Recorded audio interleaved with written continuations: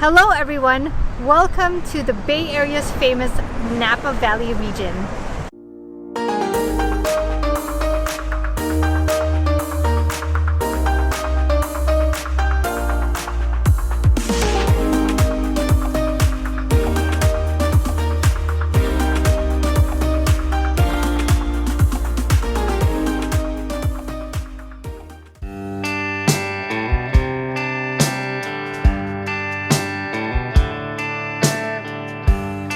So we are going to have breakfast first around the Carneros Resort and Spa.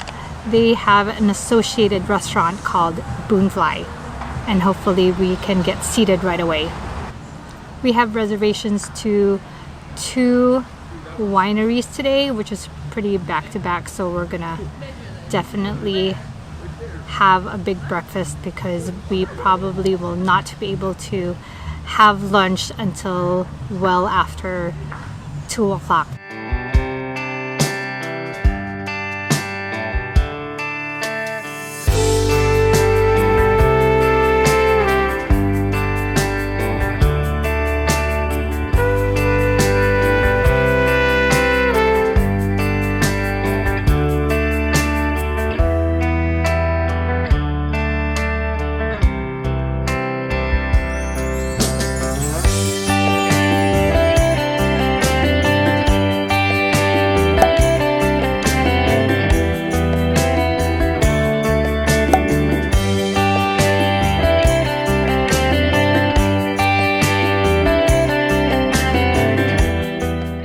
Spain's oldest winemaking family, Codorniu Raventós, ventured a sea-facing hillside in the Napa Valley.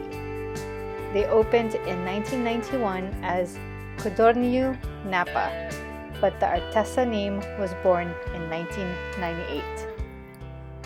Catalan for handcrafted.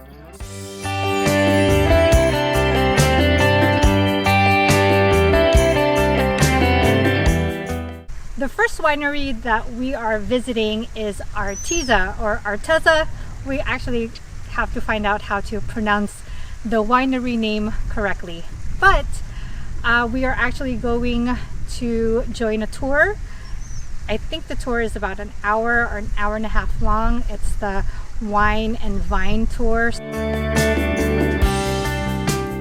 17 generations of the founding family established Artesa, the inventors of Cava, Codorniu, and has close ties to the oldest winery in Rioja, Bodega Bilbinus, Raimat, Legares in Ribera del Duero, and Priorat's Scala Dei, and Septima in Mendoza, Argentina.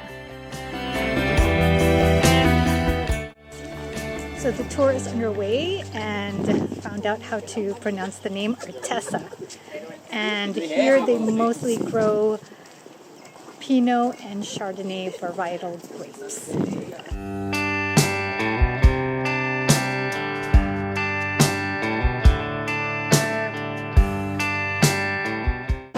We're in the barrel section of the tour, and I don't know if you guys can hear it, but there is chanting music on this room because in the old country, they thought that chanting makes a difference in how wine turns out, the flavor of wine.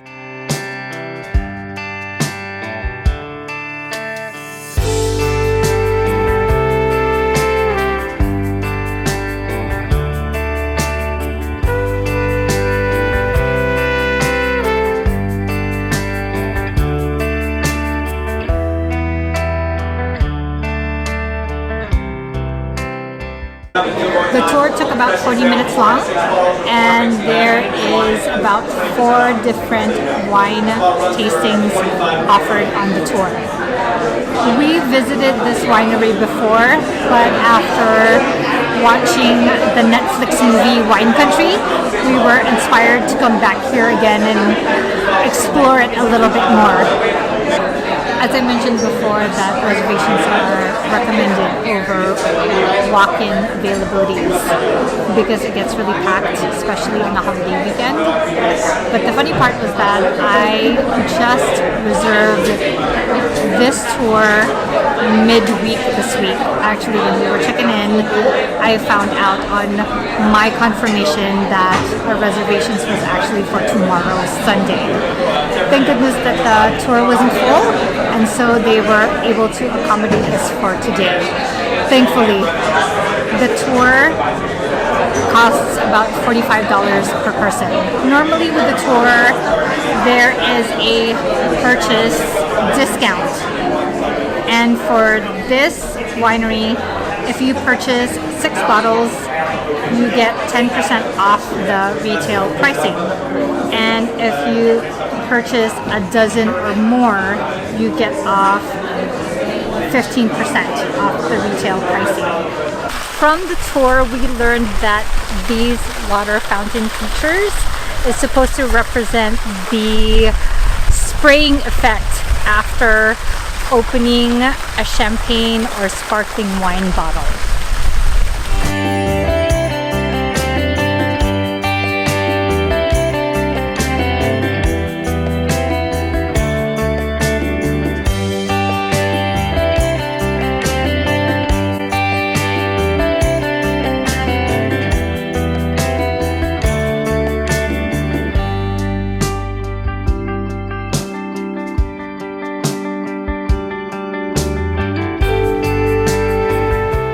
Established in 1998, the Baldacci family wine portfolio is reflective of their 3 estate vineyards: Stella Night in Calistoga, Brenda's Vineyard in Stag's Leap, and Honeybee in Carneros. So we are currently at the Baldacci family winery.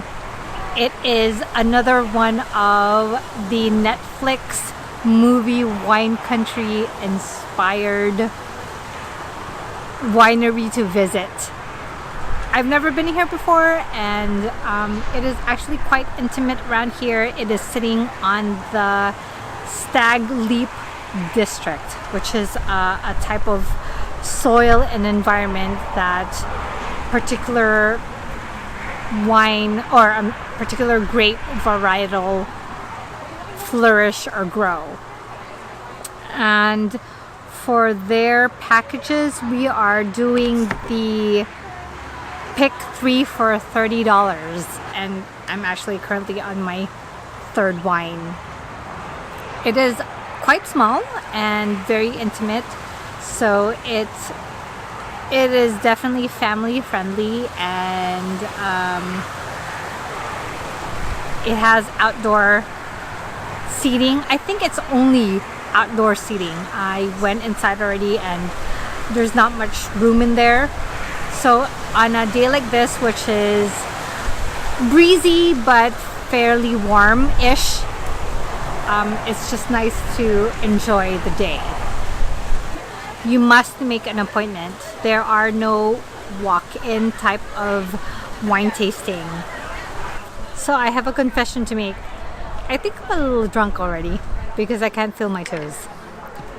This is probably the 7th wine tasting or wine glass that I've had, and both wineries are pretty generous in what they provide as far as tasting is concerned, and really I can't feel my toes, and I'm just giggling and laughing for no reason at all.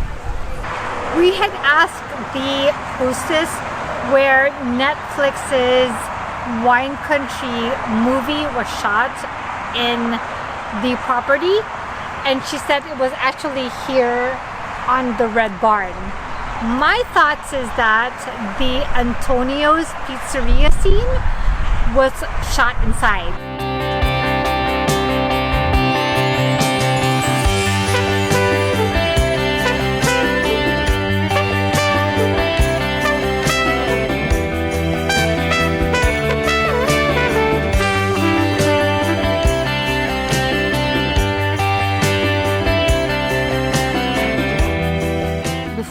day in wine country, I would like to thank all the new subscribers on this channel. I hope that you learned something new on each episode. And for my existing subscribers, thank you for your continued support in helping me grow my channel and my creativity. And I also want to quickly take the time to review the cameras and equipment that I have been using on my travels or used on adventures such as today. Late last year, I bought the Lumix G9, which I'm currently using today, and I just completely love it. It performs well in all weather conditions, but it's not like I've traveled anywhere with extreme weather conditions. But through mist, fog, light rain, and leaving it for a couple of hours overnight, it held up pretty well. It performed brilliantly, and the battery life was impressive. I just also recently purchased the Insta 360-1X. If you've been following my videos, you know that I love the 360 perspective, and I'm already using the Insta 360-1, but I've upgraded to this model, the Insta 360-1X. Now, I tried to use this on my Alaska trip, but this digital window, doesn't work well in bright light or daylight, I would say, because you can hardly read what's on the screen. So I wasn't sure which setting it was on, whether it was on the photo or the video setting, so I had to scrap using that and went back to using the old model while I was in Alaska. And if you haven't seen my Alaska videos, I will link those videos on this video. The big difference between this model and the old is really, aside from the look, is the interchangeable battery. So theoretically, it would be able to run longer. So I hope to get more familiar with the device and be able to use it on my next trip, which is literally around the corner. And last but not least, I bought the Panasonic Leica 8-18 f2.8-4.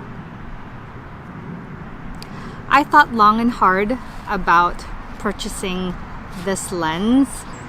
It's just too wide for my taste. And the lens, or this lens, does not come with any internal stabilization. Although from what I've read and from all other reviews of the lens, because it's a wide angle lens, it's inherently stable. I haven't tested it yet, but I hope stabilization does not pose any problems.